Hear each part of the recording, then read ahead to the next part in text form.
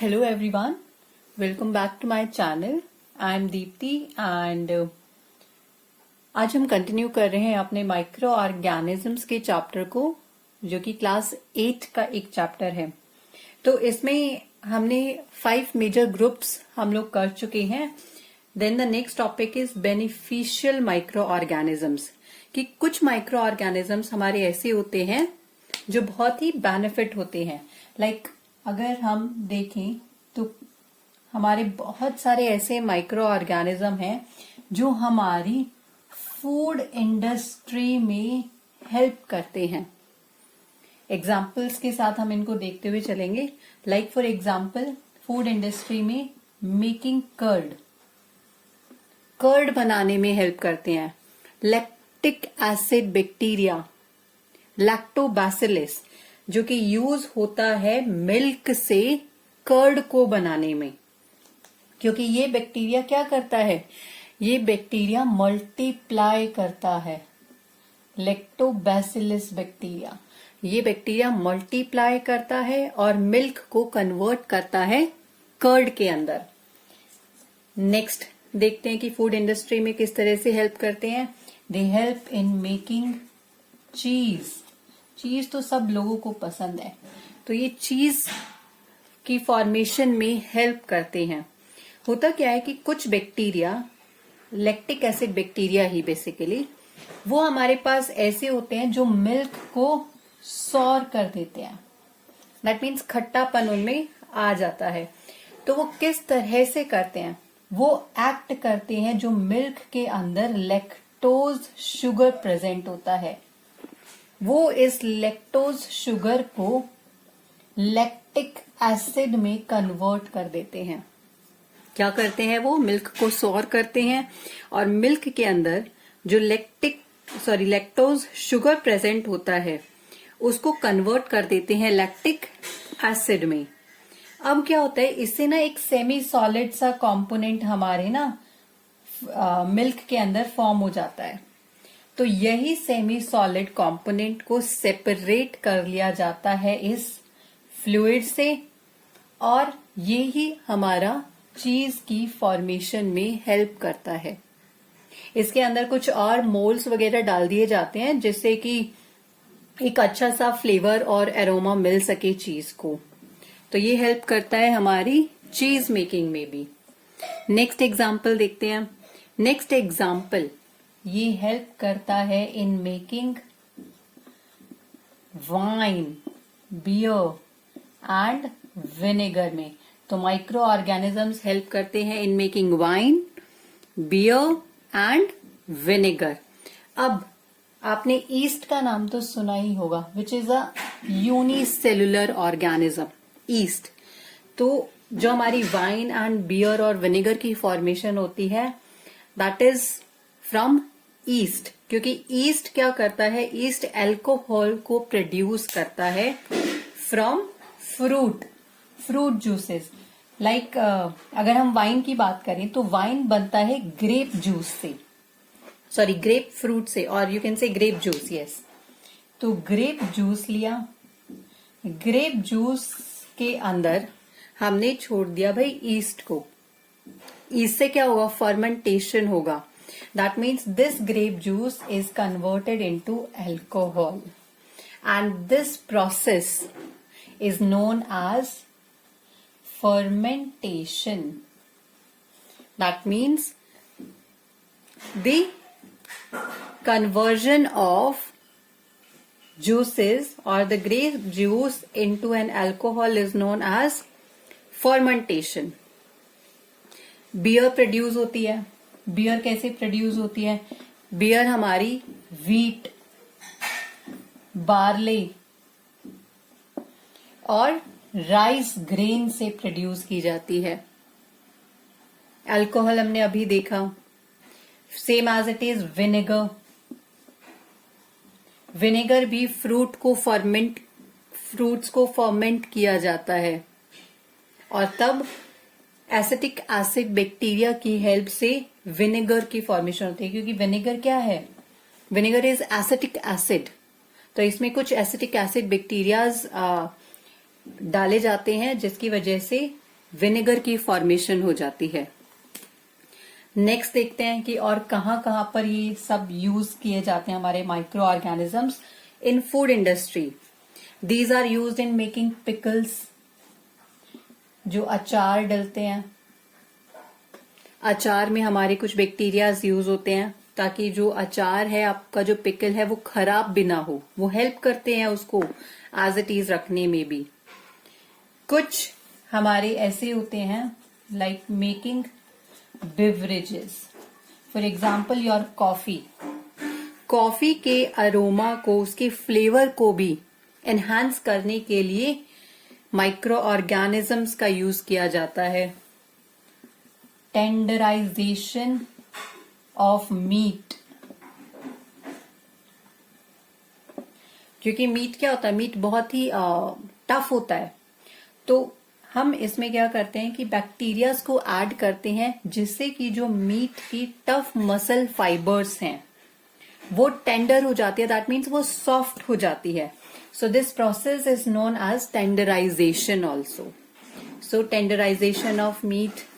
और इडली डोसा आप लोग सब खाते होंगे, दैट मीन्स प्रिपेयरिंग डो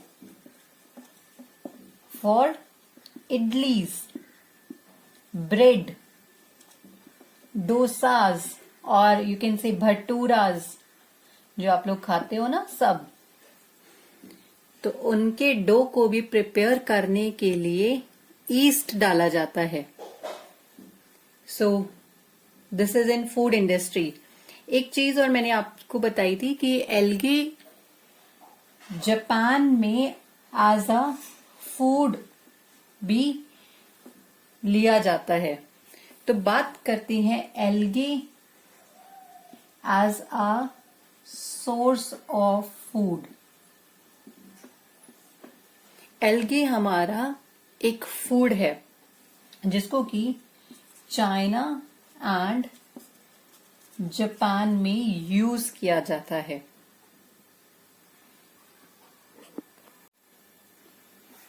तो एल्गे की अगर हम बात करें तो एल्गे एक मेन सोर्स ऑफ फूड है फॉर फिशेस, क्योंकि एक्वाटिक है, तो एक्वाटिक एनिमल्स के लिए, फिशेस के लिए वो एक फूड सोर्स है। Like for example phytoplanktons and diatoms. Phytoplanktons and diatoms. They provide food to a variety of marine animals. सबसे ज्यादा ये फूड वैरायटी प्रोवाइड करते हैं। कुछ एल्गे हमारे कैटल्स के लिए भी एज अ फीड यूज किया जाता है, हमारी कैटल्स के लिए। एंड एक एल्गी है दैट इज अगार अगार। ये अगार अगार हमारी आइसक्रीम्स के लिए, जेलीज की फॉर्मेशन के लिए, पुडिंग्स के लिए हम अगार अगार को यूज करते हैं। आजकल एक केक भी बहुत फेमस हो रखा है, that is known as fondant cake. तो उस केक के लिए जो फॉन्डेंट बनाया जाता है उसमें भी अगार अगार का ही यूज किया जाता है। और कुछ सोडियम कंपोनेंट्स होते हैं हमारे एल्गे के अंदर जो कि अगर आइसक्रीम्स में इंक्लूड कर दिए जाते हैं तो वो आइसक्रीम को एक सॉफ्टनेस प्रोवाइड करते हैं। ये हमने देखा algae as a food, as a source of food. अब हमारा फंजाई भी as a source of food है। फंजाई वो कैसे? मशरूम्स आप लोग डेफिनेटली खाते होंगे, मशरूम्स। तो कुछ मशरूम्स हैं हमारे, नॉट ऑल बट सम। तो कुछ मशरूम्स हैं जो हम अपनी एक तरह से वेजीज में इंक्लूड करते हैं क्योंकि उनमें सबसे ज्यादा प्रोटीन होता है, सबसे ज्यादा प्रोटीन। तो मटर मशरूम कभी कभी खाया करो, that is good for your health.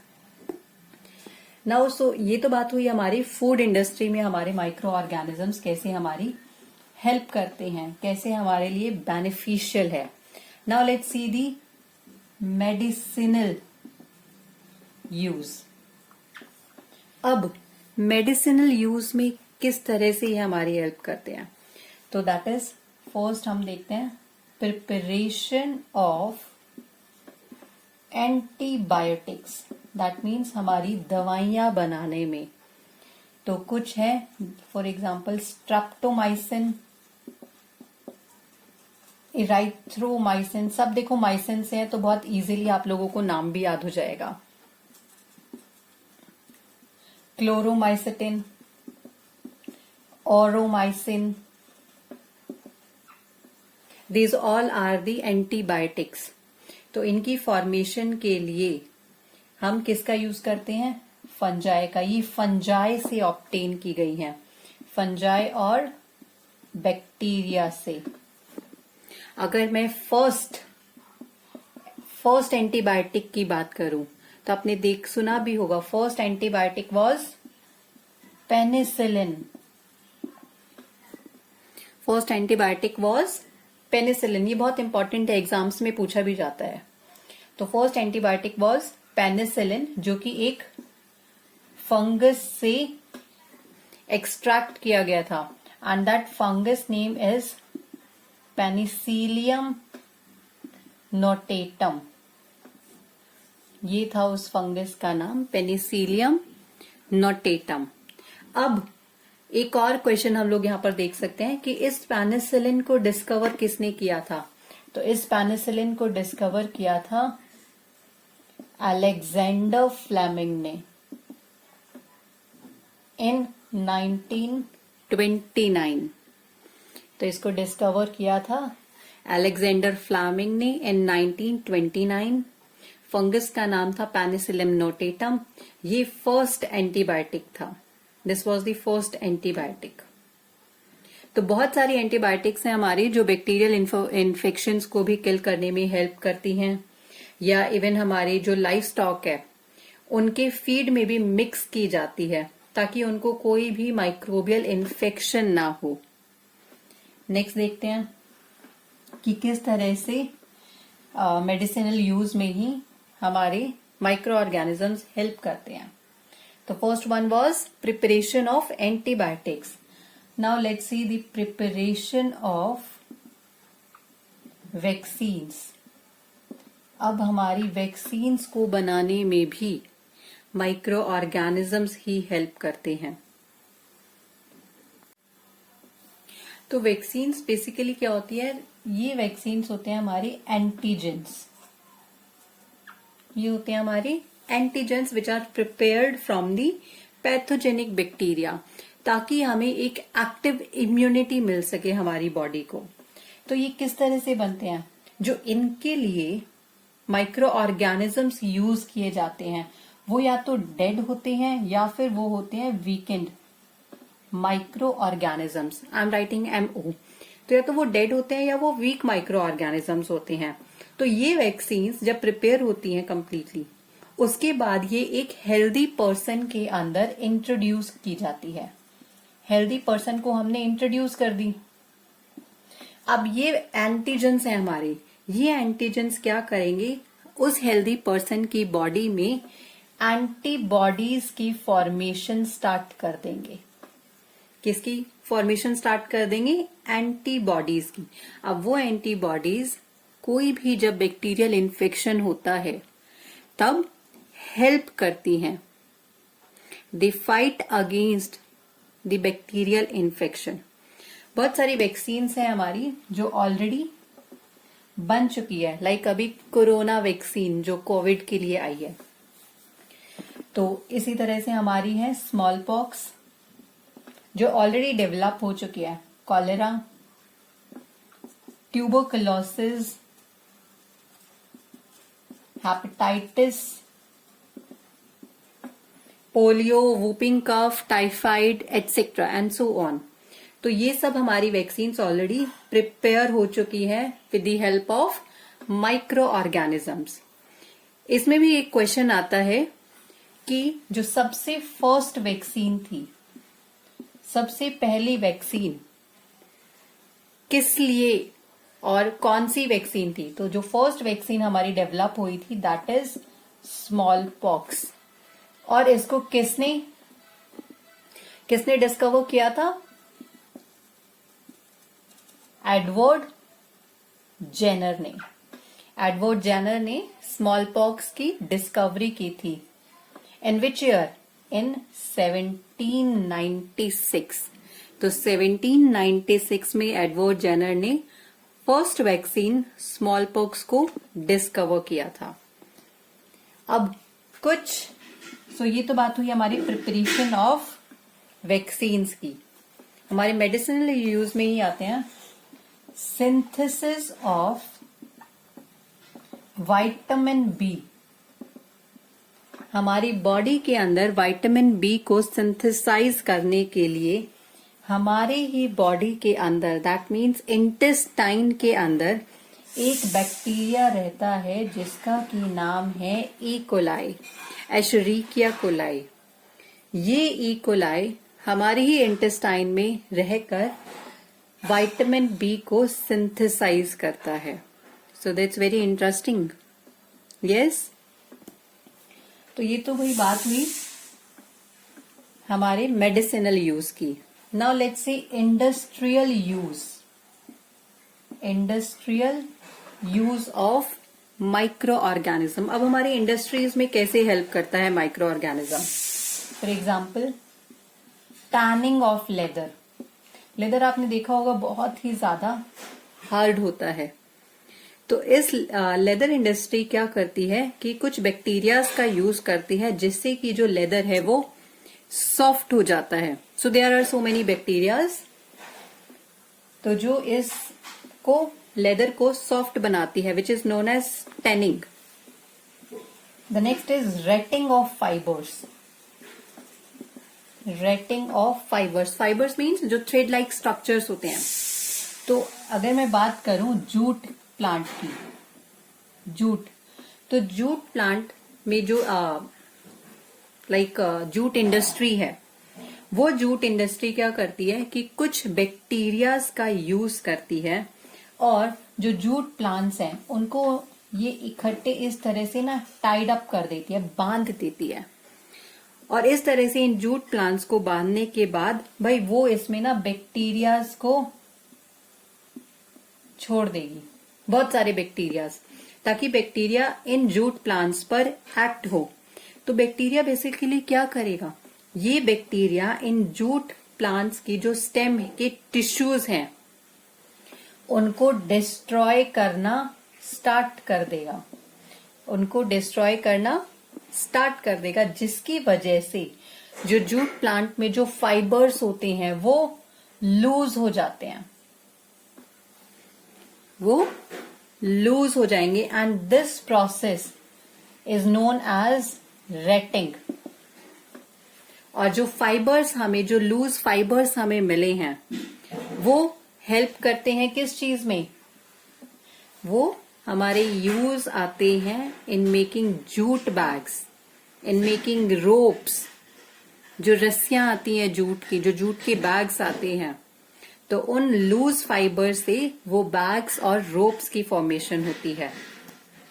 So this is all about industrial use of micro organism. कुछ माइक्रो ऑर्गेनिजम्स हमारे सीवेज डिस्पोजल में भी यूज आते हैं। सीवेज डिस्पोजल में मतलब जो गंदा संदा हमारा वेस्ट होता है ना, ह्यूमन वेस्ट इवन, तो वो क्या करते हैं, जो म्युनिसिपल सीवेज वेस्ट है वो एक टैंक लेते हैं बड़ा सा, उसमें सारा जो सीवेज वेस्ट है वो आता है, लाइक फॉर एग्जांपल यूरिन हो गया, फीकस हो गया, या कोई और अदर हार्मफुल सब्सटेंस और वेस्ट। तो यहां पर बैक्टीरियाज को छोड़ दिया जाता है। That means bacteria automatically grow करना स्टार्ट हो जाते हैं और वो इस मैटर को डिकम्पोज करना स्टार्ट कर देंगे। और फिर जो डिकम्पोज्ड मैटर हमारे पास आएगा ना उस वेस्ट का, वो हमारा एक्ट करता है एज मैन्योर। और ये मैन्योर क्या करता है? सॉइल की फर्टिलिटी को इंक्रीज करता है, सॉइल की फर्टिलिटी को इंक्रीज करता है। तो इस तरह से हमारे माइक्रो ऑर्गेनिज्म सीवेज डिस्पोजल में भी हेल्प करते हैं। अब कुछ ऐसे माइक्रो ऑर्गेनिजम्स हैं जो हमारी हेल्प करते हैं रिसाइकलिंग में भी। That means recycling of matter. कोई भी रिसाइकलिंग ऑफ मैटर, लाइक हमारे हो गई बैक्टीरिया, फंजाई, ये क्या करते हैं, जितना भी कॉम्प्लेक्स ऑर्गेनिक कंपाउंड है उसको सिंपल में कन्वर्ट करते हैं।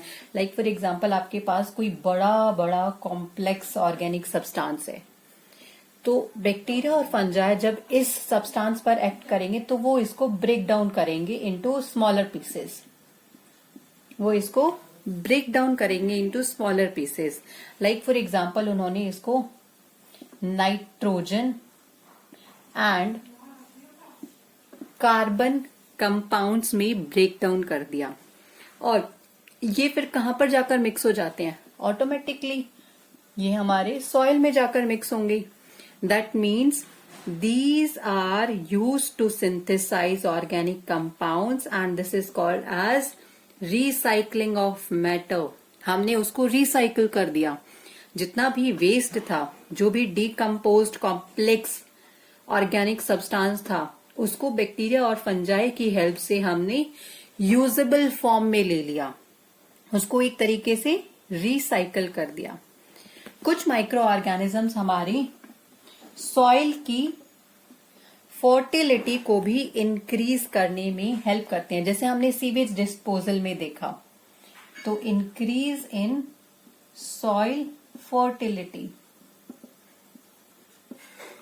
And these are known as nitrogen fixing bacteria.